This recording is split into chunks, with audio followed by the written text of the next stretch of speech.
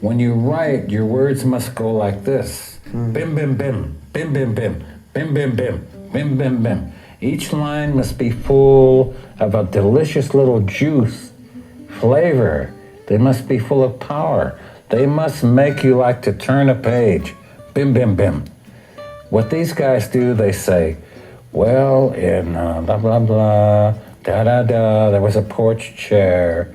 The flies were walking around. You see, they're too leisurely.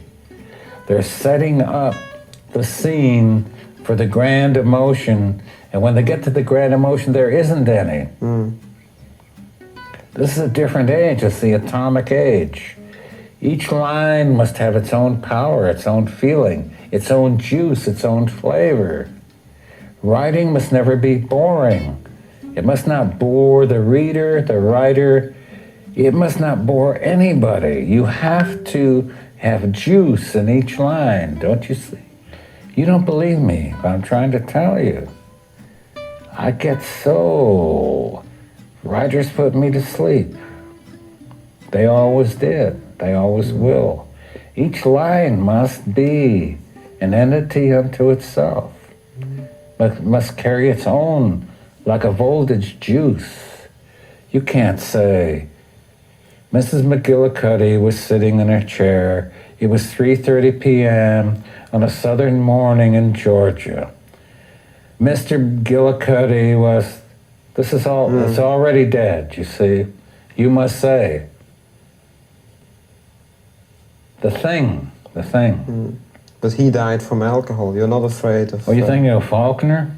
No. He was one of the worst practitioners. Of course, but now I'm talking about Lowry. He died from alcohol. You're not afraid Lowry. of... Oh, yeah. Well, it's nice to die of alcoholism. It's very glorious. But if you write dull shit, it doesn't do any good what you die from. You see? Alcohol is not a great thing. Because you die from alcohol doesn't mean you're any good. You got to leave some words behind. Reading the poets has been the dullest of things. Even reading the great novelists of the past, I said, Tolstoy is supposed to be special. I go to bed, I read War and Peace. I read it, I say, where's the specialness in War and Peace? I really try to understand. I mean, and then many of the great poets of the past, I've read their stuff, I read it. All I get is a goddamn headache and boredom. I really feel sickness in the pit of my stomach. I say, there's some trick going on here. This is not true, this is not real, it's not good. You see, poetry itself contains as much energy as the Hollywood industry. As much energy as a stage play on Broadway. All it needs is practitioners who are alive to bring it alive. Poetry's always been said to be a private, hidden art, not appreciated. The reason it's not appreciated because it hasn't shown any guts, hasn't shown any dance, it hasn't shown any moxie. If you work an 8-hour job, you're going to get 55 cents an hour. You're going to get it. If you stay home, you're not going to get any money. But you're going to have time to write things down on paper.